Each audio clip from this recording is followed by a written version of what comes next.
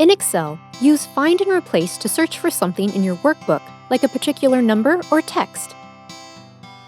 Press Ctrl F or select Home, Find and select Find. Type what you're looking for. Find Next highlights each result one at a time. Find All shows a list of every occurrence.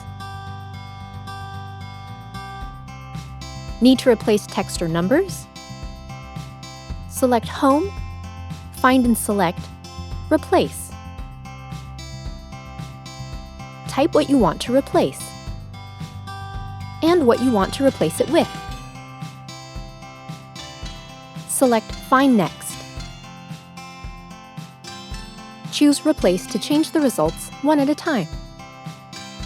Or choose Replace All to change all the results.